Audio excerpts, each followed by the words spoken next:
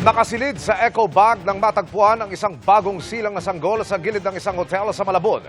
Nakakabit pa ang umbilical cord ng sanggol na lalaki na tinawag sa pangalang Baby Drab. Ayon sa tinderang nakakita at nag-report sa barangay, isang lalaki ang tumawag sa kanyang atensyon tungkol sa sanggol. Napansin daw niya na tila may dugo ang lalaki sa paa at saka umalis. Sa nakuha namang CCTV, napag-alaman ng pulisya na ang lalaking nag-abiso sa tindera ang siya ring may bit-bit at nag-iwan sa sanggol. Pinaghahanap na siya at posibleng maharap sa kasong kriminal. Ilang beses na huli Cam ang pag-hold up ng mga kawatang riding in tandem sa Makati. Ang tila punteriya nila, mga dayuhang turista. Isa sa mga suspect ang arestado. Nakatutok si Mark Salazar. Isang grupo ng mga riding in tandem na hold-upper ang nambibiktima ng mga turista sa Makati. Unang beses silang nahuli Cam gabi ng December 12 sa N. Garcia Avenue. Tila napakadali nilang nadagit ang mamahaling cellphone ng Chinese tourist na ito habang kasama ang kanyang Pinay girlfriend. December 16, bandang alas 4 ng hapon, umatake ulit ang riding in tandem sa parehong lugar sa N. Garcia Avenue. At Chinese tourist ulit ang biktima. Pag tourist po yung kanilang binibiktima, no? Hindi na po sila talagang napipilitang magkaso, no? Kaya talagang umaalis na lang. Kaya hindi na magdidemanda dahil nga mga 5 or 10 days flight na sila sa pabalik sa kanilang mga bansa. Huling nahuli Cam ang riding in tandem noong December 20, pasado 1:00 ng madaling araw. Marami ang nakuha nila sa Japanese tourist dahil may 50,000 yen o 130,000 pesos na laman ang bag na nakablot kasama ang mamahaling cellphone. Umalma ang Japanese embassy sa nangyari sa kanilang mamamayan. Mabuti na lang kanina nagbunga na ang follow-up operations ng Makati City Police. Nung aktong inambahan nung suspect natin, yung paghablot dun sa bag nung na talagang dapat na biktima, that's na time na nag-react ang ating mga pulis. No? Nagkaroon tayo ng konting chase. Corner sila sa may Makati Avenue. Ang suspect na ito lang ang nahuli at umaming backride siya sa insidente noong December 20 at 16. Itinuro niya ang 4 niya pang kasama sa grupo kabilang ang kanilang leader na isang alias Damza. Niyaya niya lang po kasi kami, kukuha daw po kayong clothing. Meron po siyang clothing line. Ngayon po kasi ako nagpapaparking po ako sa immigration. Na-chat niya lang po ako, nasama po ako sa kanya. Ngayon po, nagulat na lang po ako, ganun po yung ginawa niya. Dati nang may mga kaso ng robbery at illegal possession of firearms ang suspect na ito. Mahigpit lang daw ang pangangailangan, kaya napapasama siya sa masamang gawain. Bibigyan daw niya akong pang Noche Buena po.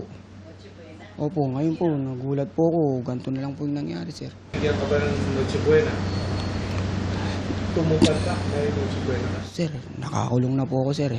Sasampahan ang suspect ng kasong robbery at illegal possession of firearms and ammunition, habang pinaghahanap naman ang mga kasama niya. Para sa GMA Integrated News, Mark Salazar, nakatutok 24 oras. Extra ang Simoy Pasko sa Tagaytay na may kasama ng hamog, bukod pa sa jacket weather. Kamusta naman ang biyahe ng mga dumayo roon? Nakatutok doon live si Darlene Kai. Darlene! Vicky, ramdam na ramdam dito sa Tagaytay City ang malamig na simoy ng hangin. Kaya naman marami ang mga turistang pumunta rito para mamasyal kasama ang kanilang mga pamilya. Yun nga lang, masungit ang panahon sa buong maghapon. Mula Orani, Bataan, 5 oras bumiyahe sina Arlene at kanyang pamilya para pumunta rito sa Tagaytay. Dito sila sasalubong ng Pasko mamaya, kaiba sa nakaugalian nilang selebrasyon. Unang-una po yung klima, saka maiba naman po yung celebration namin ng Christmas. Mostly po kasi sa bahay lang talaga eh. Tapos simba, tapos ngayon po, nag-decide po kami, kapitbahay po namin, tapos pamilya, dito po kami. Para po mas enjoy. Mula umaga, wala nang humpay ang dating ng mga turistang namamasyal at nagbabonding kasamang kanilang mga pamilya ngayong bisperas ng Pasko. Marami sa kanila rekta rito sa Picnic Grove kung saan may mga marirentahang lamesa at kubo sa halagang 150 hanggang 600 pesos. Merry Christmas, mga kapuso! Ang Panyosa family na galing pa sa Siaong, Quezon, nagbaon ng mga pangluto para magsalo-salo rito. Mas masarap po kapag mainit yung ulam. Mas makakarami po tayo ng kain. Ngayon po, mas masaya po kasi po, kompleto po kaming family. Ang ibang tipid mode, sa sasakyan na lang kinakain ng kanilang mga baon. Gaya ni na Jean mula Lipa, Batangas na inabutan naming salo-salong nanananghalian. Baon kaunti kasi magastos nga. Ang dami namin. Di baon na lang. Imbes na ibibili, di kumbaga mga souvenir na lang ng mga bata. Ang matitipid kasi, pwedeng gastusin sa iba't ibang activities dito tulad ng horseback riding na 350 pesos kada oras. Yan naman ang ipinunta ng pamilya Castillo na taga Marilao, Bulacan pa. Para sa pamilya Castillo, bukod sa kapanganakan ni Jesus ay panibagong buhay na rin ang ipinagdiriwang nila. Nasa hospital po ako nung nakaraan na-stroke po ako Kaya kailan po ako makapag-celebrate ng maayos-ayos na Pasko. Pagpapasalamat po ito na nabuhay pa. Dahil sa dami ng mga turista, bumigat ang daloy ng trapiko sa ilang bahagi ng Tagaytay. May mga pagkakataong halos hindi gumagalaw ang mga sasakyan. May mga traffic enforcer naman na nagmamando sa daloy ng trapiko. Basungit din ang panahon sa buong maghapon. Pabugso-bugso ang ulan na sinasabayan pa ng malakas na hangin. Makapal din ang hamog. Isa sa mga dinarayo rito sa Tagaytay City yung view ng Taal Volcano. Yun nga lang katulad ng nakikita nyo sa sobrang kapal ng fog o ng hamog, halos hindi na nakita yung bulkan sa buong maghapon. Galing kasi kami kanina sa, saan nga yung be? Oo, yung sa taas baga. Galing kami doon. Kaya lang hindi namin nakita yung Taal. Kaya lumipat kami dito sa baba.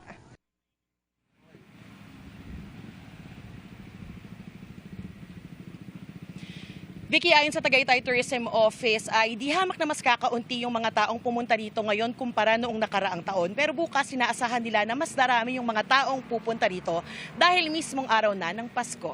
Yan ang latest mula rito sa Tagaytay City. Merry Christmas, Vicky. Merry Christmas at maraming salamat sa iyo, Darlene Kai. Mga kapuso, ilang oras na lang bago ang Noche Buena. Kaya naman nagtungo si Kuya Kim sa tinaguriang culinary capital ng bansa para bisitahin ang isang Kapampangan cuisine icon. Anong putahe kaya ang kanilang ihahanda na perfect sa handaan? Kuya Kim, ano na? Ngayong bisperas ng Pasko, ihahain ang pinakainabangang hapunan sa buong taon, ang Noche Buena. Kuya Kim, bago paghahatang gabi pinagsasaliwa ng Noche Buena. Kuya Kim, atin na! Ang Noche Buena na nangangahulugang Good Night sa Spanish ay isang tradisyon na pinamana sa atin ng mga Kastila. Bawat pamilya may kanya-kanyang paraan para ipagdiwang ito. Pero ang tila nakasanayan, pinagsasaluhan ito bago maghating gabi o kapag maghating gabi na bilang pagsalubong sa Pasko. Saan naman kaya masarap ang Noche Buena? Marahil dito sa probinsya na tila nakadikit na sa kanilang kultura ang Kapaskuhan at masasarap na handaan. Tara at mangantana sa Pampanga. Nakamakailan lang, kinilala ng Senado bilang culinary capital ng Pilipinas. Nandito tayo sa Mexico, Pampanga ngayon. Hinahanap natin ang bahay ng isa sa mga icons ng Kapampangan cuisine, si Aching Lilian Romeo. Saan po ba nakatira si Aching? Yan po sa harap. Dito sa harap. Opo. Natikman niyo na po ba yung pagkain niya? Opo, masarap. Aching Lilian! Yes. Ay, Merry Christmas po. Same to you. Ano po ang pinakamasarap ihanda sa darating na Noche Buena base po sa experience nyo dito po sa Pampanga? Putserong Pasko. Ang sahog ng Paskong Putsero, Paskong Pasko, hindi tinipid. Meron ka ng baka, may manok ka, may baboy ka pa. Ilan taon na po kayo? Naku, 42. 42 lang? 42 times 2. So 84 na kayo? Ay, mukha po kayong 42 lamang. Thank you po. O simulan po natin. Gusto ko pong makita paano po natin gagawin.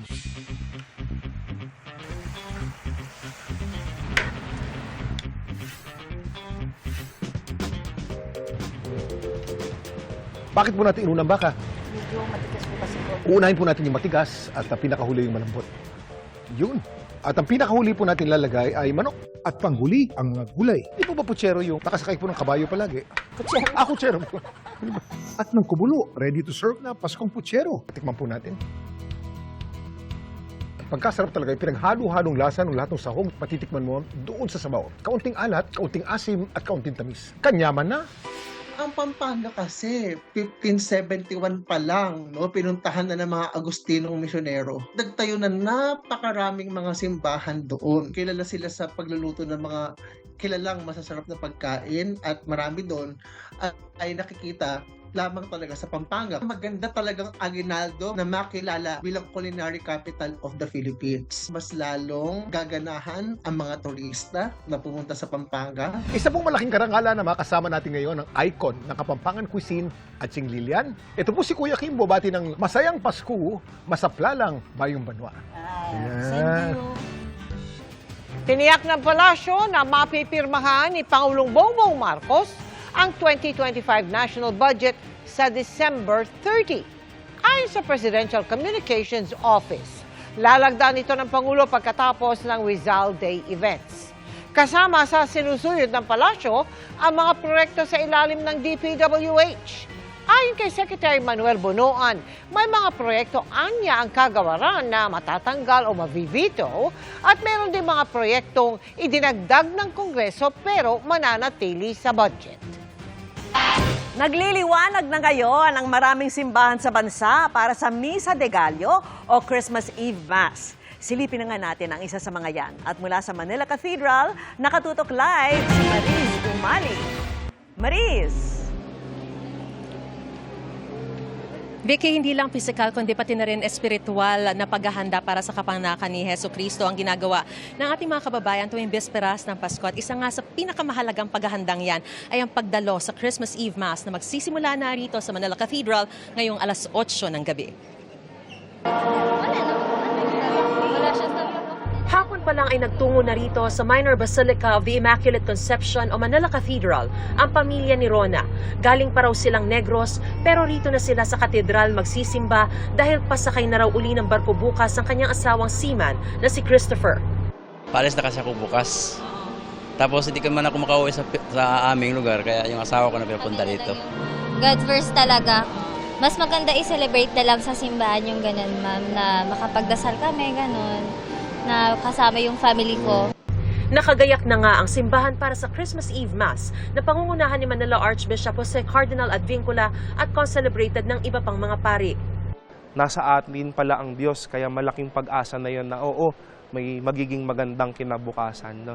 Madaming problema sa paligid pero nasa atin ang Diyos, kasama natin ang Diyos. Ang mga turistang ito mula sa Australia, manghang-mangha sa ganda raw ng simbahan natin. They were amazing. So looking here at the churches here, they are really spectacular. Bago ang misa ay nagkaroon muna ng Christmas concert ang Manila Cathedral Choir.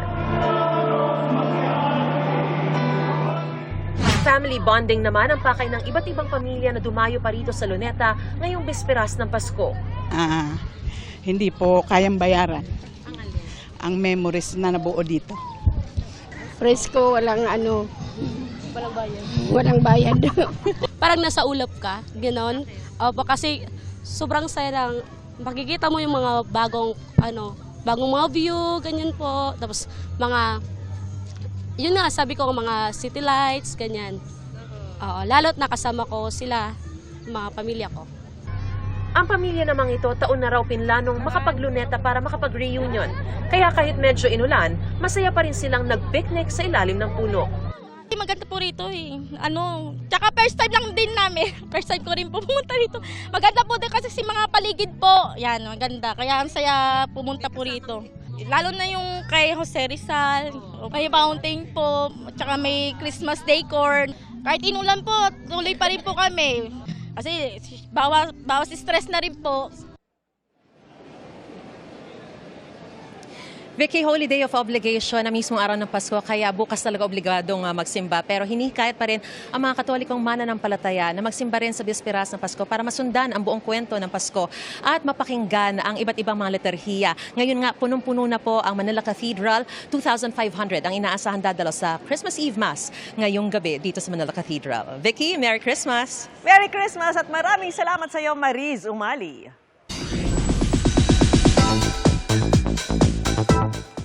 Bukas sa arangkada na ang 50th Metro Manila Film Festival. Pero ngayon pa lang buhos na ang positive reviews sa GMA Pictures film na Green Bones. Hirit ng ilan, Metro Manila Film Fest frontrunner ang pelikula na sobrang ipinagpapasalamat ng cast and crew. Makichika kay Aubrey Carampel. Pwede bang tubuan? Filipino cinema at its finest. A cinematic gem. An excellent film. A must-watch movie. Ilan lamang ito sa positive reviews mula sa film critics, vloggers at miyembro ng media na nakapanood ng pelikulang Green Bones sa advance screening at premiere night ng pelikula. Ang pinakamalaking prison island sa labas ng Metro. 5/5 rating ang ibinigay ng The Manila Feed na tinawag ang pelikula na MMFF 2024 Best Picture Frontrunner na dapat panoorin. Pinuri rin ang pagganap ng mga bidang sina Kapuso Drama King Dennis Trillo at Kapuso Prime Action Hero Ruru Madrid. Maghanda raw sa roller coaster of emotions at magdala ng tissue. Wala kong sabihin na hindi mo masamang tao si Dom. 5/5 din ang nakuha ng pelikula mula kay Richard Paglikawan ng Lionheart TV na pinuri naman ang kwento, direksyon, performances at visuals ng Green Bones. Perfect 5 din ang ibinigay ng My Movie World na magpapaiyak at magpapaantig sa iyong puso. A heartfelt film, perfect for the Christmas season. 9 out of 10 naman ang Green Bones mula kay movie reviewer Fred Said na pinuri naman ang husay ng direksyon ni Zig Dulay, pati na ang cinematography ni Neil Daza. Sa premiere night ng pelikula noong Biyernes, lubos ang pasasalamat ng mga bida ng pelikula na sina Dennis at Ruru. Maraming natuwa, maraming naapektuhan ng mga damdamin na gano'n naman talaga yung intention namin na maramdaman ng mga makakapanood nito. Nakakataba po ng puso kasi pagka ginagawa mo isang project, hindi ka naman nag-e-expect na parang may maiyak yung tao, hindi eh. Parang you're just doing it because you love what you're doing. Bukas, araw ng Pasko, sa pagbubukas ng Metro Manila Film Festival, mag-iikot ang cast ng Green Bones sa ilang piling sinihan sa Metro Manila. Aubrey Carampel, updated sa showbiz happenings. And that's my chika this Tuesday night. Sa ngalan ni Iya Arellano, ako po si Shaira Diaz. Merry Christmas everyone! Miss Mel, Miss Vicky, Sir Emil. Merry Christmas! Merry Christmas, Shaira! Thanks, Shaira. Maraming salamat sa iyo, Shaira. At yan po ang mga balita ngayong Martes.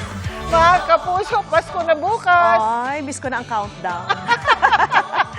Ako po si Mel Tiangco. Ako naman po si Vicky Morales para sa mas malaking misyon. Para sa mas malawak na paglilingkod sa bayan, ako po si Emil Sumangil.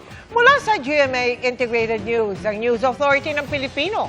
Nakatutok kami 24 oras.